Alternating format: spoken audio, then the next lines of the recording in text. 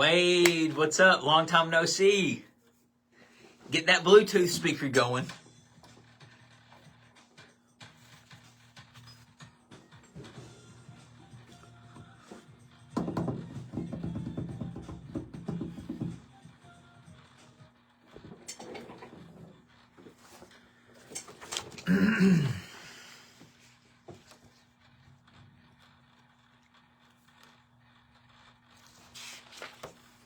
Hey, Valerie, what's up?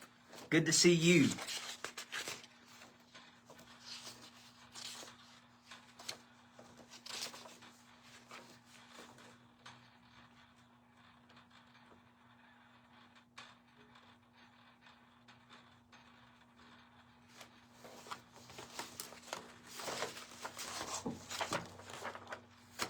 Oh, man, I forgot the book. Daggone it.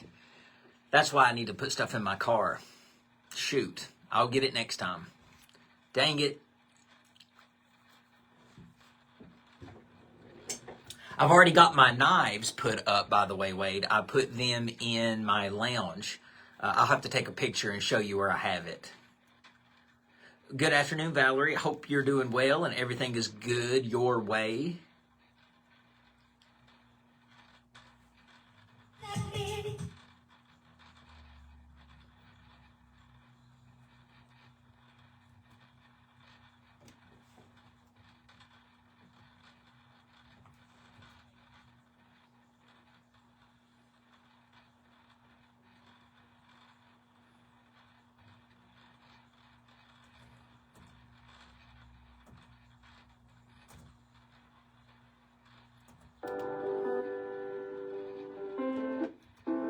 People of the United States.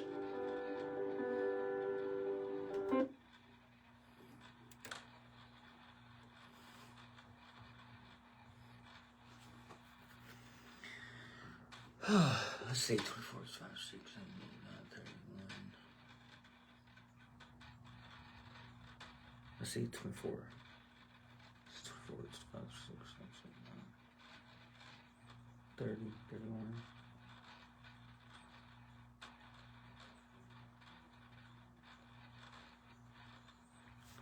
Well, shoot, let's see here. 7, 8, 9, 10, 11. What? 7, 8, 9, 10, 11.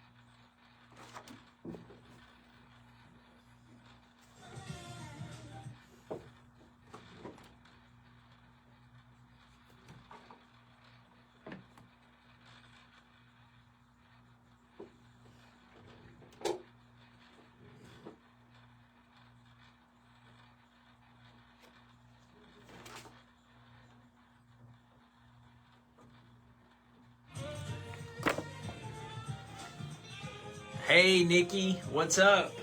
We're going to get started in less than a minute.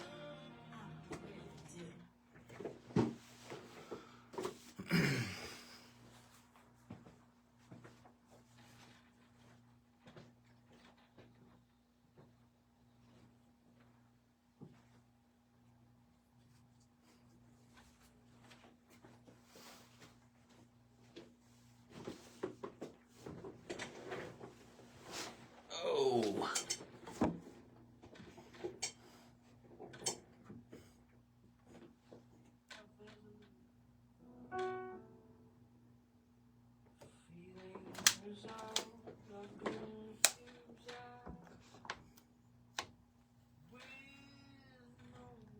I am so ready for my Nashville adventure, Nikki. I can't wait. It is. This is your mom. You should go. There's tickets available. Radio Lex, the voice of the people, WLXU 93.9 LPFM, Lexington, Kentucky.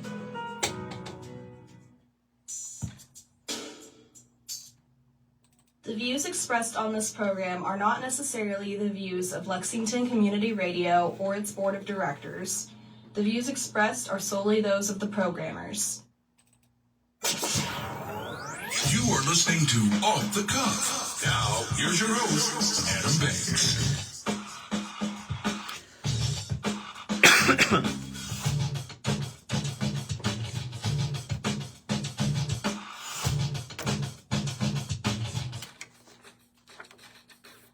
Welcome everybody to Off the Cuff. I am Adam Banks coming at you live from Lexington, Kentucky. Thank you for listening to the show, and thank you for tuning in to WLXU 93.9 FM. In addition to listening to the show on the radio, you can check out our Facebook live stream at Off the Cuff with Adam Banks, or you could stream the show live from the station website at radiolex.us to listen to us from anywhere in the entire world. I am broadcasting from the Deborah Hensley Studios here at Radio Lex on North Limestone. It is October the 24th, 2024. And folks, we are just 12 days away from Election Day. It seems like it has taken us forever to get to this moment, but we are just 12 days away until we go to the polls. And guess what's on the ballot this year? That is right, the President of the United States. I am anticipating a big turnout for Election Day this year. Anytime the presidential candidates is on the ballot, usually the turnout for Election Day is good. So I am expecting a big turnout. We are just 12 days away from today. And I am sure that both parties, Kamala Harris and Donald Trump, have their victory speeches prepared. Both are strong in their belief that they are going to win. So why not have a victory speech prepared? But you know, folks, losing is no fun. Losing is the opposite of winning. There's got to be a winner and there's got to be a loser. In just 12 days, there will be a winner and there will be a loser. And losing is hard. And one of the hardest things that a presidential candidate has to do when they lose the election is they have to concede the election. They have to give a concession speech. And what a concession speech is basically going out to the world and admitting defeat and congratulating the opponent that just defeated you. So you could imagine how difficult that would be. Now, if you are living in modern times, which you are, you're probably not used to concession speeches because, folks, we never got one last election. Donald Trump never did concede the election. He still has officially admitted that he lost the election. So there was no concession speech back in the year 2020 when he lost the election to Joe Biden. But most of the time, most presidents, and I'm assuming most besides Donald Trump, I'm not for sure, but most opponents, most candidates that lose the election will concede. And it made me start thinking of some of the most memorable concession speeches in recent U.S. history. And when I say recent, I'm talking over the last 30 years. I mean, America has been around for a long time. So we've had 46 presidents. So there's been, I would say, close to around 40-something concession speeches. It would be impossible to go through all of them. So it made me start thinking of some of the most memorable recent concession speeches that we've had in U.S. history. And that's what I would like to talk about. These concession speeches are statements that demonstrate a tradition in American politics. And it's just an admit of defeat.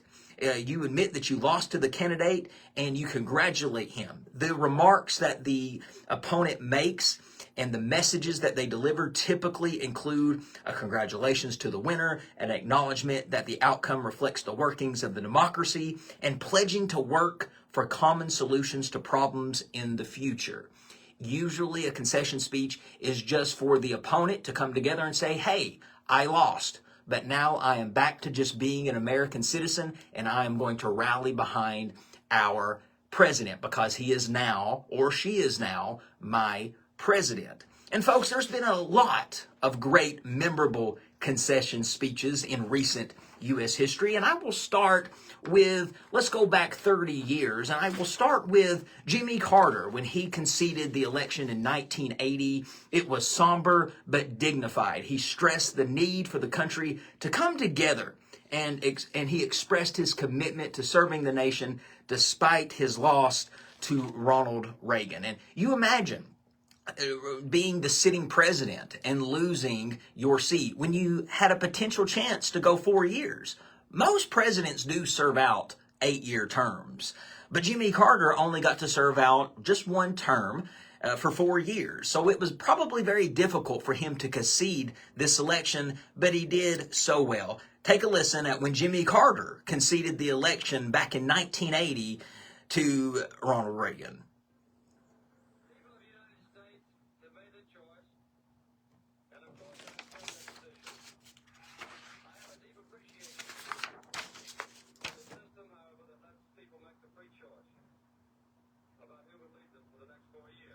And there we go, folks. Next up on the list is Walter Mondale in 1984. He was overwhelmed by a landslide defeat. And he basically went out there and did what he was supposed to do. He urged the country to unite and pledged to continue fighting for progressive values while congratulating Ronald Reagan on his victory. Take a listen.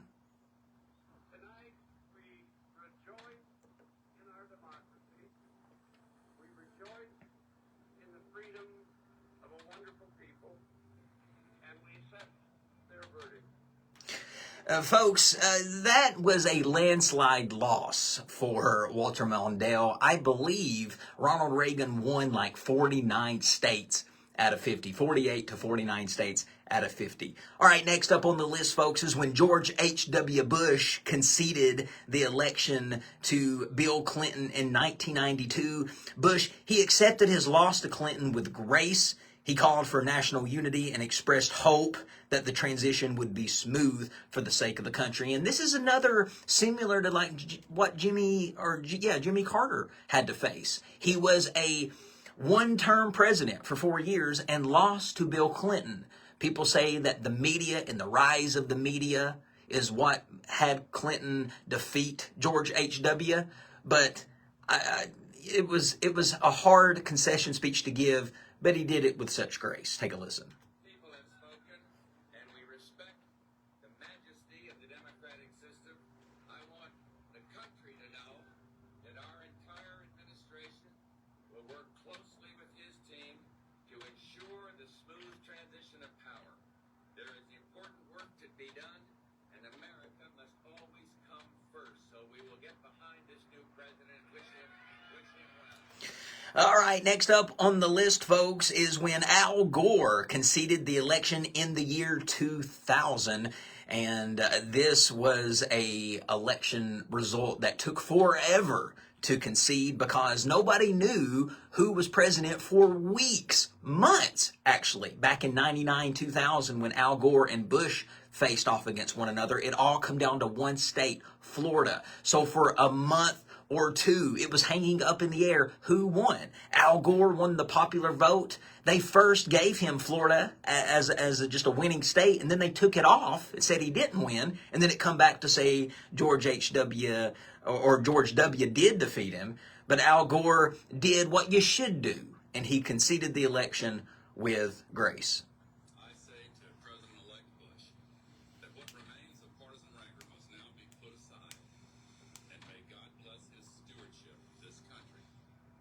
All right, folks. I mean, think about it. Think about how hard that was. He was notable for his call for unity, like the rest of the candidates did. Despite that controversial election result, he urged Americans just to support George H.W. or George W. Next up on the list, folks, is the 2004 concession when John Kerry lost the election to George W. Bush. It was a formal and respectful speech where John Kerry said that he was going to put the country first and urge the nation to come together and support George W. Bush in the face of a pretty controversial election. Take a listen at John Kerry conceding the election in 2004. Lose faith. What you did made a difference. And building on itself.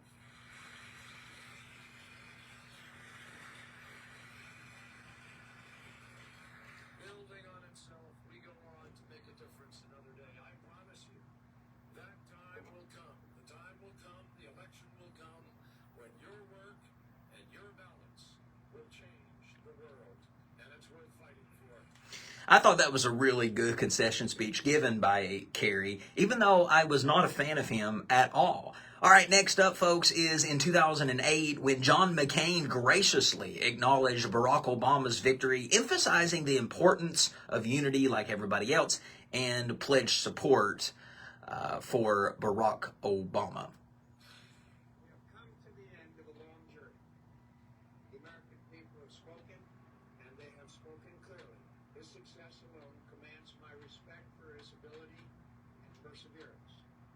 But that he managed to do so by inspiring the hopes of so many millions of Americans who once wrongly believed that they had little at stake or little influence in the election of an American president is something I deeply admire and commend him for achieving.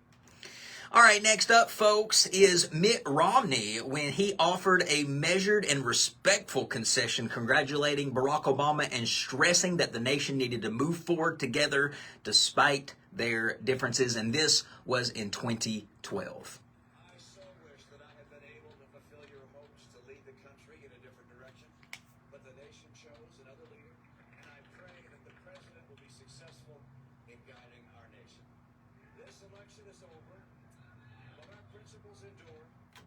All right, and finally, I've got one more, and this was the last concession speech we've heard in this country when it comes to the presidential election, and that was back in 2016 when Hillary Clinton lost to Donald Trump. Clinton's concession was deeply emotional and historic, urging Americans to support Donald Trump for the sake of the country while also emphasizing the importance of continuing to fight for equality and justice. Take a listen to Hillary Clinton conceding the election back in 2016.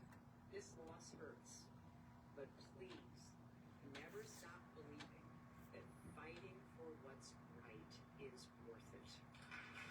We must accept this result and then look to the future. Donald Trump is going to be our president. We owe him an open mind and the chance to lead. And there you go, folks. That is some of the best and most memorable concession speeches in recent U.S. history. Losing and the way you lose says a lot about your character. You know, everybody likes to look at you when you win and likes to judge you on how you act when you win. But you can really measure a person's character by looking at them when they lose and how they face defeat. And I feel like that these candidates gave excellent concession speeches, and you'll notice a common denominator in all of them. They all expressed unity for the country to get behind the leader. And folks, regardless of who wins on November the 5th, at the end of the day, at the end of that election, at the end of the results, we are all still Americans, and I urge unity, just like all of these candidates have done. And as a country, we need to come together and not be divided. But your duty as an American is to go out and vote. And folks, you need to do that in just 12 days. Your vote matters. Your voice needs to be heard. And like I've always said, you have no right to complain if you don't get out and vote.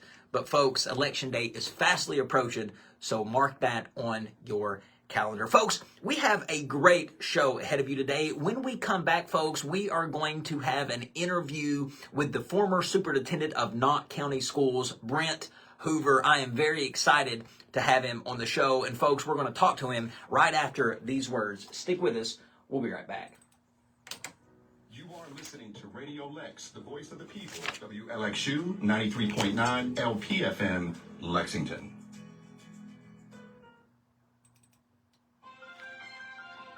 Radio Lex only exists in our community because of the generosity of supporting members like David Helmers, Thank you for your ongoing commitment to the voice of the people. To learn how you can become a supporting member, visit radiolex.us/donate.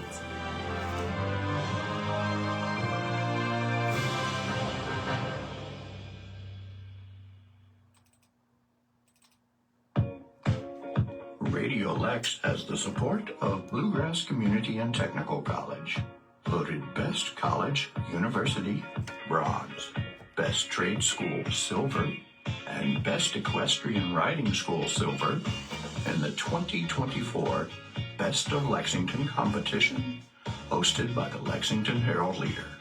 You can learn more about Bluegrass Community and Technical College at bluegrass.kctcs.edu.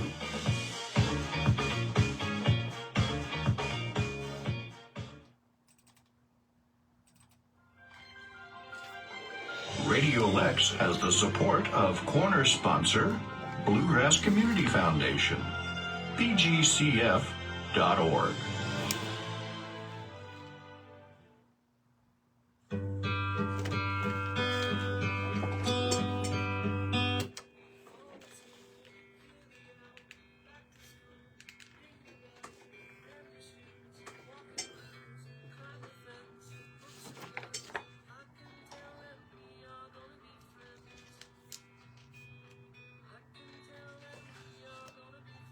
Welcome back, everybody, to Off the Cuff. Adam Banks here with you. It is political season, and folks, I have been able to interview a few politicians over the last couple of weeks, Ryan Stanford being one of them, running for state representative.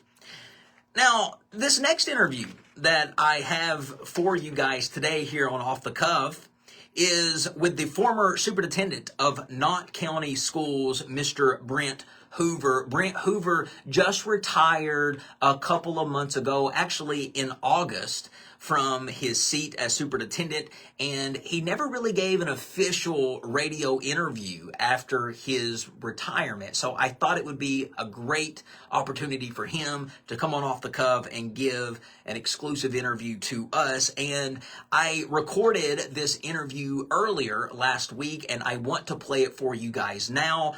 But before I do that, let me just go ahead and tell you a little bit about Brent Hoover. Brent Hoover announced his retirement back in August. He stepped down officially from the position on October the 1st. Brent Hoover is a dedicated educator and administrator with a rich background in K through 12 education. He served as the former superintendent of Knott County Schools, where he was known for his commitment to success and community engagement. Before stepping into administrative roles, Brent spent several years as a classroom teacher, where he developed a deep understanding of the educational needs of students and challenges faced by teachers. Throughout his career, Brent held various administrative positions, including technology director, instructional supervisor, director of transportation, and eventually the superintendent.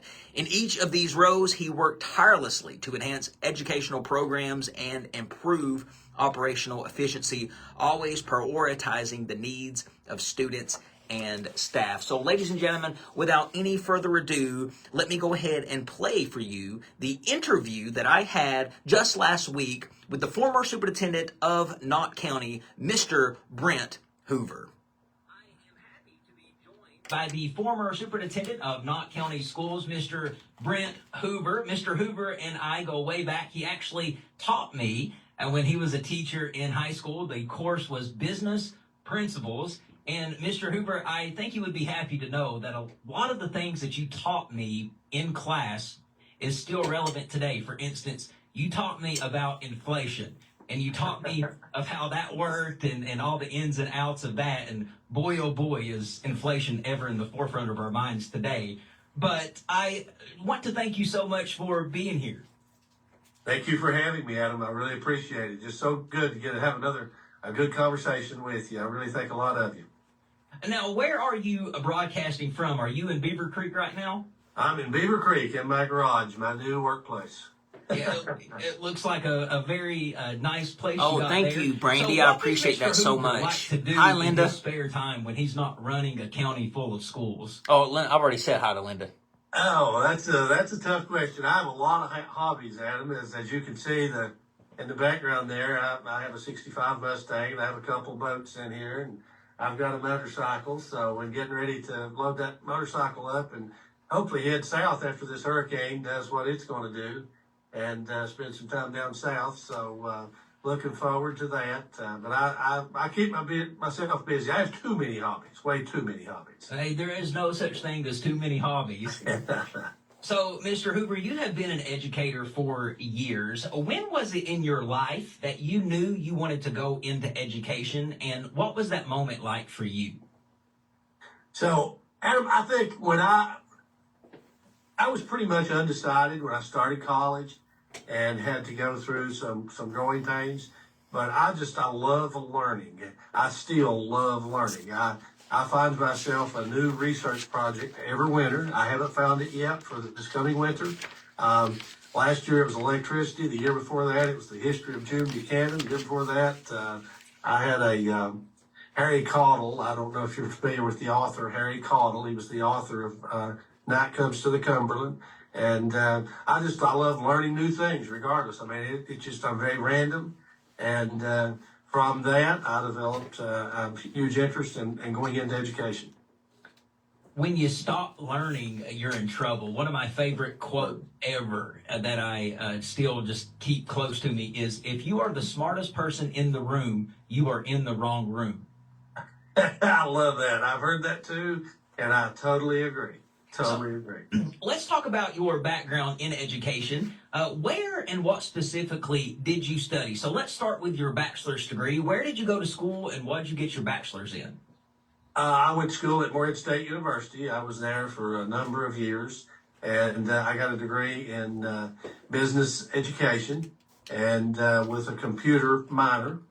And from there, I started my teaching career at Emelina Elementary. And I taught at Emelina for 3 years. And while at Emelina, I completed a master's in guidance counseling. And then I transferred to Knott Central in the fall of '98 and began teaching there. I completed a master's in school administration.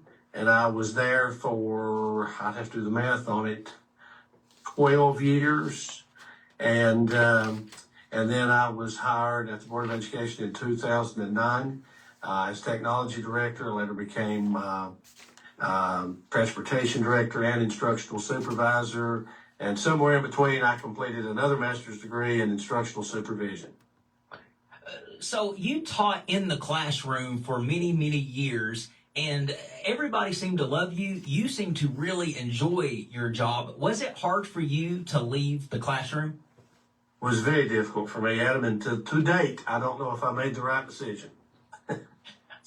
And what I think about most is how some of the best friends that I have today are former students.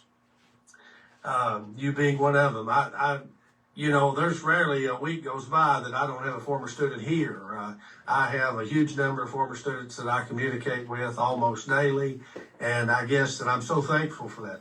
I'm thankful to God for that. But the thing that always gets me when I really start pondering it is, how many kids did I miss? How many good friends do I not have because of the choice I made? So I don't know. But yes, I did love teaching, and I love Knott County Central High School. Best years of my life was spent at Knott County Central, for sure. Well, you definitely made an impact, and that's such a thing to ponder on, to think about, what about all the people that I didn't get to meet by missing out on being in the classroom. So yes, being a teacher, I don't think there's anything wrong with spending your entire career as a teacher in the classroom. Do you? Absolutely not. Absolutely not. One of the people that I have studied a lot and have followed a lot is Steve Jobs. I mean, was a huge, huge fan. And in 2005, he did a speech that I listened to a couple or a few times a year. But in that speech, he said that he's speaking to graduates, and he had bestowed upon him an honorary doctorate degree at Stanford University. And his primary message to the students was, keep looking for what you love to do. And if you're not happy where you're at and you've not found it, keep looking. But the whole point is, when you once find what you love to do, you'll never work a day in your life. So, I love that. Well, Mr. Hoover, obviously you hit the pinnacle in your field by becoming the superintendent of Knott County Schools, and you worked alongside of some pretty intelligent board members, and there's a lot that has been accomplished since you became the superintendent. And on November the 5th, there is an upcoming election, and Dale Hamilton is in the 4th district, and you worked alongside Dale for many years as superintendent, and he is seeking re-election. It has been known that you are endorsing Dale. Is that correct and fair to say? That is very correct and very fair to say. I have a sign at the bottom of my driveway showing my support for Dale Hamilton and my endorsement of Dale Hamilton. That is correct. Now, we will talk about his accomplishments in just a second, but can you just talk about Dale as a human being? So I remember Dale from my years at Beaver Creek Elementary. I was probably either in the 7th or 8th grade when Dale was doing observations and some substitute teaching up there. And he is the same age as my older sister, who has since passed away. They grew up together, and Dale is 7 years older than me. And I remember him so well at Beaver Elementary, and I got acquainted with Dale, and he is just such a good role model for kids. Dale is just a good person. Kids love Dale. I've talked to countless students that he taught and players that he coached. Actually, my brother-in-law, my younger sister's husband, Dale coached him for many years, and he loves Dale Hamilton and hadn't seen him probably in 15 or 20 years, and we talked about it this weekend. So Dale is just a great person. He was a great teacher, a mentor for kids. And Dale would be a person that I would love to, if my daughter was young and in school, that I would love for Dale to get to teach and coach her and work with her, because Dale is just that kind of individual. Yes, and I can just kind of go off of what you said there about Dale goes above and beyond as a mentor. He coached me in basketball, and just the things that he would do that the administration didn't see. He would pick players up for ball practice, take them home. He made sure that our ball team, when he coached us at Beaver Creek Elementary, we always had new uniforms every year. We always had brand new shoes, and this was all done by a boosters club that we would create. And he thought it was so important. He says, if you feel good, you play good, and he wanted everybody to match and be clean and look nice and presentable. And a lot of things, I think it speaks volumes when you do things like that administration doesn't see. So yes, I think Dale has been a great mentor. Now, you guys worked alongside together on the board for about 4 years. Can you talk about some of the accomplishments that you are proud of that you have been able to accomplish as superintendent alongside with Dale Hamilton as your board member?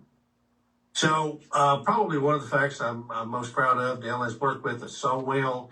And during my tenure as superintendent, we were able to give 11% pay increase, pretty substantial increase. And reflecting back to that inflation you talked about earlier, when your salary is not inflated and the cost of living is inflated, those salary increases are very important. But in Dale's tenure, and I worked with him a lot longer than just being superintendent. While working at central office, I've worked with him. And since he began as board member, there's a total of a 14% salary increase for Knott County school employees, both on the classified and certified pay scales. Very nice. So also, I have noticed one of the things that stood out to me a lot on social media, because I'm on Facebook, and I see that the board no longer you guys still do meetings at the Board of Education, but I've noticed that there has been an increased visibility with the board getting out into the community, going to different schools in the county and hosting the meetings. What went behind that decision, and why do you think that is a good idea? Because obviously it is, but I just want to know your thought process of why you decided to take the board meetings on the road. So the school community, the entire school community, could get to see what truly it involves to make a school system work. And it allows them to get to interact with the board members, to get to literally watch and observe as these decisions are being made. And it allows the board members to see, they see the facilities, they see the fiscal plan. You know, when we talk about a gym needing $20,000 spent on it for whatever, I mean, when those board members go out and see that, they truly understand why we're asking for that money and approval for that money to be spent. And it just makes everybody work more closely together. And Dale was very influential in making that happen. He really wanted to get out into schools and get to meet those teachers and those classified staffs and give them the opportunity, if they wanted, if they chose, to come to schools and get involved in those board meetings. So yes, that was a great idea, and I think that works really, really well for the entire school community. One of the things that I think is awesome that you guys did was the renovation to the football facility, and it is absolutely beautiful. I've got to get out there to just see and step on the field there. But why did you think it was important for Knott County to upgrade the football field, and what kind of services will that provide for our students in Knott County? So the field was so old and dilapidated, something had to be done, and most people wanted a new turf field. The bleachers were to the point of being condemned. They were not safe, so we had to replace them. The track was coming up. So it is just such a beautiful facility, and they've done such a good job with it. The new press box that we have is just amazing. If you haven't been there, you really need to go and walk up those bleachers and just look at the view. You can actually get on top of the press box. There's a ladder in the center, and you can get up on top, and it is almost scary. It is so high up there, but it is just an incredible view of the field, and get to watch a couple plays in the football game up there. This field also now hosts soccer. We have had such an interest, just an outpouring of students, both at the middle and high school level, male and female, that have interest in soccer. And it's so many more kids to get involved in sports than we previously had. And this field will accommodate those soccer needs very well. We have upgraded the track. We now have a track that is really, really state of the art. I do anticipate having more kids come out for track. We've seen a significant increase in the number of kids coming out for football to get a play on that new turf field and interact on that field, because it's just amazing. And if you've never walked across a turf field, I mean, it's incredible, the feel to walk across it. And I won't get into the technical aspects of it, but very interesting. I learned a ton about, I'm not an athletics person, never was, but I learned a ton about the construction of a turf field, and I now have a really new amount of respect for how much safer those fields are. Now, there's some evidence out there that, you know, kids run a little faster on the turf and that, but just there's rubber pellets, and there's about 6 inches of rubber pellets under the turf, and then the turf itself is impregnated with even more rubber pellets that causes the fibers to stand up. But all of that, when you go down, it's nothing like going down on solid dirt. Or when that field was constructed, I have a brother-in-law who he actually scored the first winning touchdown on Knott County Central's football field. And but to hear him talk about getting tackled on that field, and he still had big rocks on it at that time. So he says he still has places on his bodies from those rocks that he was tackled on. Listen, I went to Knott Central in 2002 to 2006, and I've been on that old field. That was pretty much just like a backyard of somebody's house. Mm-hmm. So a great improvement. And just to be clear, it's not just for the use of the high school. Our middle school students can use it. The elementary school students, if needed, they can use that field as well for the whole county. Yep. I think that's fantastic. A lot of people just think sometimes, oh, it's just for the high school students. No, it's for the entire county. Mm-hmm. So just one more thing here that I want to talk about, to highlight, is that Dale mentions on his social media page that classified and certified staff can now vote on the school calendar. Can you talk a little bit more about why that's important? So, and Dale was instrumental in that as well. And as we said earlier, Dale's a former classroom teacher. So he fully understands, you know, how significant that calendar is and what an impact that it has on the kids.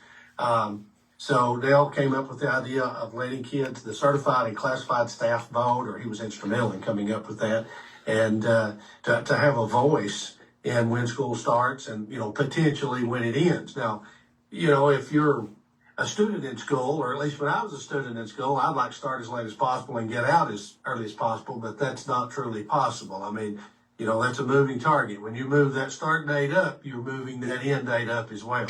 So that's it's a domino effect. You have to have 1,062 instructional hours, and as a result of that, you have to fit them in those number of days. But by giving both staffs a voice in making that decision, it makes a lot of people more happy. So this year we started a week later than what we had last year. I don't know what the calendar committee will do next year, but at the same time, we've had pretty mild winters for the last few years. I do remember as transportation director one year missing 31 days, and boy, you're sweating bullets when you get up there on day 29, 30, 31, because you're pushing that end date up in June. And I mean, when you start talking about June 10th, June 12th, people get real antsy, so they don't like that. Yes, everybody gets real giddy around that time. Mm-hmm. Yep. So, Mr. Hoover, I'm not going to take up much more of your time. We're running out of time anyway, but I got one final question for you. Okay. You decided to retire from education. You decided to step down as superintendent. Why did you feel like that now was the time to do that? So I turned 55 in August. And when you're in the Kentucky teacher retirement system at age 55, you calculate your highest 3 years. And, I think I mentioned my older sister earlier. My older sister passed away last September at age 61. And I mean, I'm healthy as I can be. I have nothing wrong with me, but you have to think about things like that. And my wife and I, we have one daughter, and she's a chemical engineer down in Baton Rouge, Louisiana. Wow. And about 3.5 years ago, she bought a house, a really nice home in Baton Rouge. And about 3 months ago, we were talking about visiting and this and that, and she pointed out the fact that I'd been in that house 2 times. And that's my fault. And at that point, I thought it's time for me to go. It's time for me to pursue other interests and take care of my family. Well, your impact will definitely be felt for years to come. Mr. Hoover, I could talk to you all day long. It's just giving me a minute left on the screen to for this conversation. But thank you so much. It's really good to see you. I don't think we have got to have a conversation since I graduated. I don't think so either. I saw you at Moorhead for a brief moment one time on a group of high school kids down there. I recall that. Yeah. I recall that. Yes, it was so good to see you. And I was just tickled to death when I heard that you become superintendent, and I welled up with pride. So I appreciate that. It was great to see you. Thank you again for taking out the time to join me, Mr. Hoover, and it was great to see you. Great to see you. Thank you, and I'm proud of your accomplishments, Adam. You've done well. Thank you. Thank you. Hi, this is Alex from Darling Wine Bar, located in the Gray Line station on the corner of Loudon and Lime. You're listening to Radio Lex, the voice of the people. WLXU 93.9 LP FM, Lexington. Let's go places safely, Lexington. Has your drive got you riled up? Are you running late? Is everyone in your way? Driving while impatient or upset increases your likelihood of a crash. Take a deep breath. Focus on where you are, not where you need to be. Check your mirrors. Relax your grip on the steering wheel. If your emotions are still getting in the way, get off the road. Get out of your car, stretch, or take a quick walk. In 5 years, you probably won't remember this drive at all. Hi, I'm Kim Sweezy from Toyota, reminding you to take a moment to cool down and get where you're going safely. In a media climate where depth and diversity are increasingly hard to find, Radio Lex broadcasts independent voices of the community 24/7 in English on 93.9 FM and in Spanish on 95.7 FM. We can't do it without you. Support the voice of the people today. Visit radiolex.us/donate and support Lexington's community radio right now.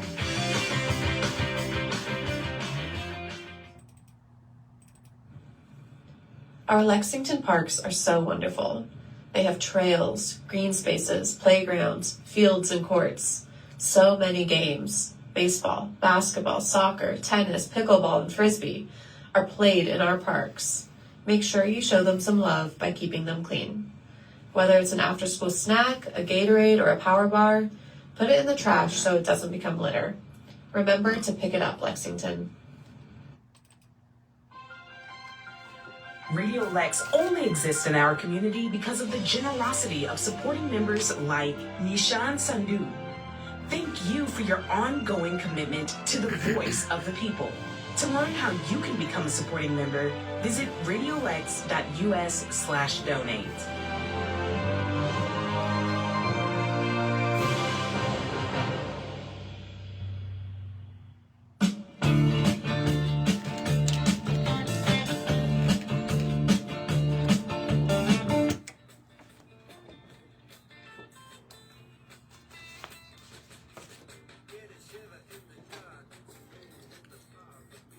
Welcome back, everybody, to Off the Cuff.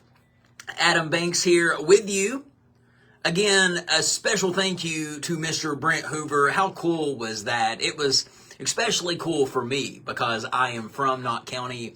Mr. Hoover was my teacher. To see him go on to be the superintendent was really cool. And like I said in the interview, I did welled up with pride when he did become the superintendent. It was just cool to get to speak to him once again. It's been years since I got to have a conversation with him, and I think he came across very well. Being from Knott County, I don't get to include much talk about Knott County, broadcasting from a different city, so it's always nice when I'm able to incorporate my hometown into my show. But Knott County has since hired a new superintendent. Greg Kahn is now sitting in that seat. He was a teacher when I was at school, but never did have me. His loss, right? But folks, today's national holiday is one that I can get behind. It is National Bologna Day. That is right. Make sure you bring your brown bag lunches to work because today is National Bologna Day. That is everybody's favorite processed lunch meat. I would say that bologna is probably the best lunch meat out there. It's better than turkey. It's better than ham.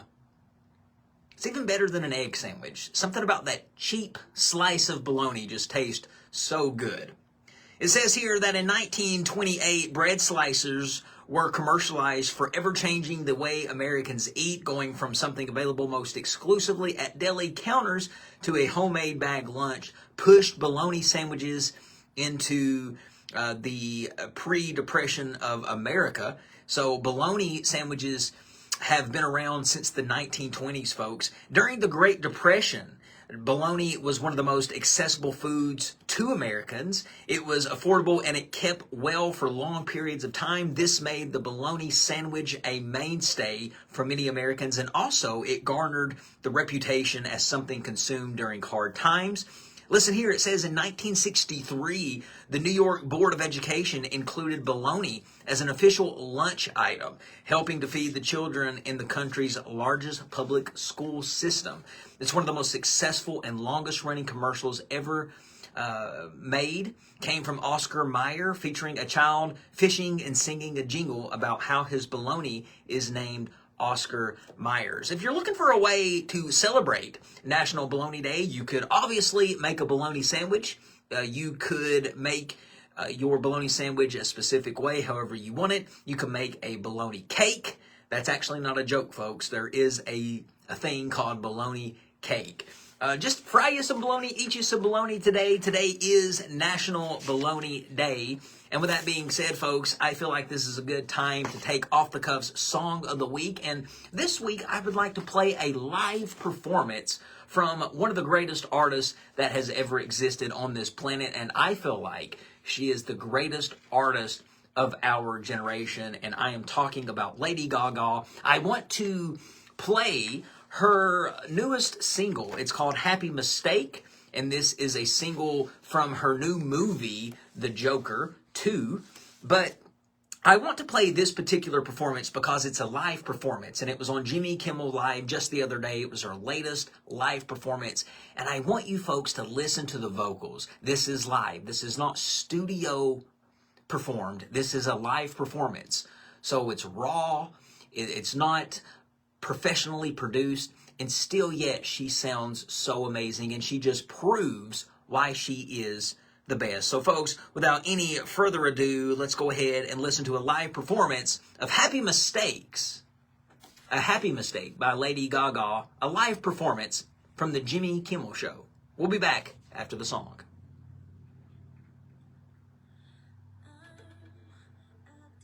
This play of comedy with tragic words.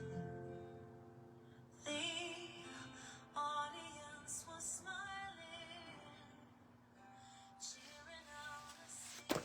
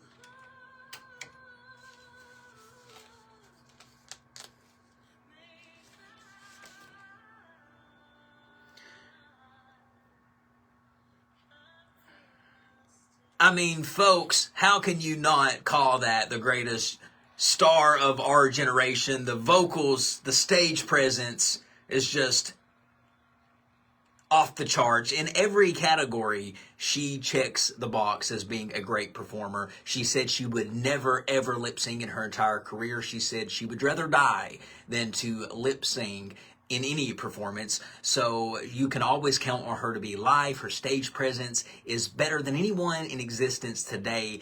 And to top it off, she's just a great actress, too.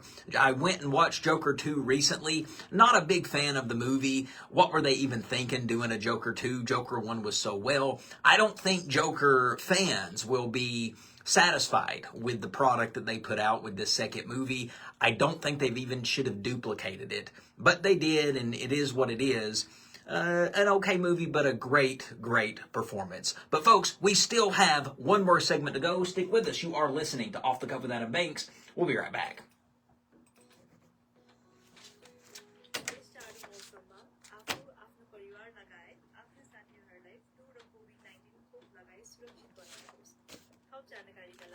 lfcsd.org मा सम्पर्क गर्नुहोस् सबैजना खोप लगाऊ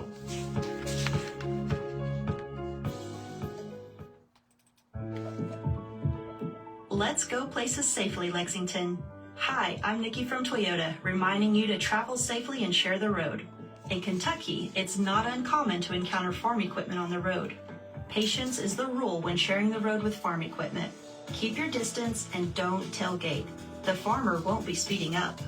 Make sure the farmer can see you in rearview mirrors. Loud machinery may prevent hearing your vehicle approach. Use extreme caution when passing.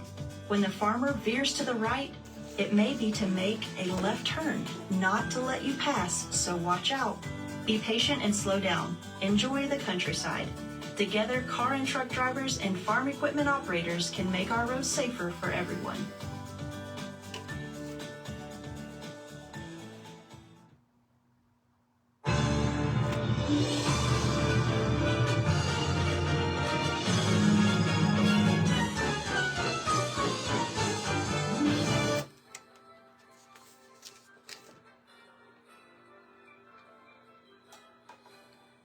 Welcome back, everybody, to Off the Cuff. Adam Banks here with you. Last segment of the hour. The upcoming 10th annual Josie Music Awards is happening on October the 27th. That is this Sunday. And I bring it up, folks, because yours truly has been nominated at that award show. This radio show right here, Off the Cuff with Adam Banks, has been nominated for Best Radio Show / Podcast, along with 9 other nominees.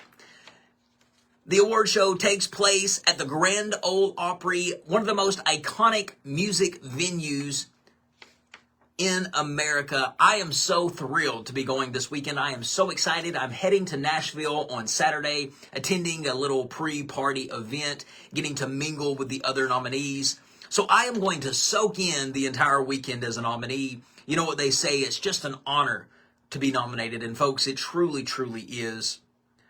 The other radio shows that I am nominated along with are 9 other nominees spread out across this nation. Over 50,000 nominees were submitted for this award show.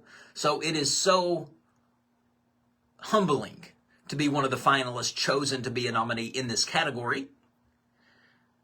The other radio shows in the category with me is the Lifebox Media Channel Radio Podcast, Chit and Chat, Gumbo Ya Radio, Right on Track, Backstage Pass, Overtones Live, which is another show broadcast right from Radio Lex, The Morning Afternoon Show with Kenny Graves, Live on Tape with Pete Trabucco, and Ocean's Pit with Tony Ocean. And those are the other nominees I am in the category with. And folks, I couldn't be more happy and more proud to be at this award show. And I will tell you all about it, win or lose, next week on the show. Wish me luck. I wish I could tell you to vote for me. However, the voting is determined by a committee, and a committee will listen to all of our work, and they will choose who they feel is the best radio show of the year. So wish me luck at this year's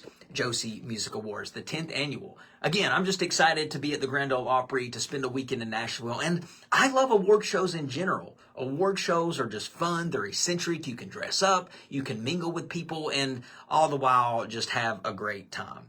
But folks, that pretty much wraps up another episode of Off the Cuff with Adam Banks. If you liked what you heard today, you'll probably like our previous episodes. We archive them all on podcast. You can check out Off the Cuff with Adam Banks on podcast on Apple, Spotify, YouTube, or wherever you stream your favorite podcast. You can follow the show on social media at Off the Cuff with Adam Banks. You can follow me on social media at The Adam Banks.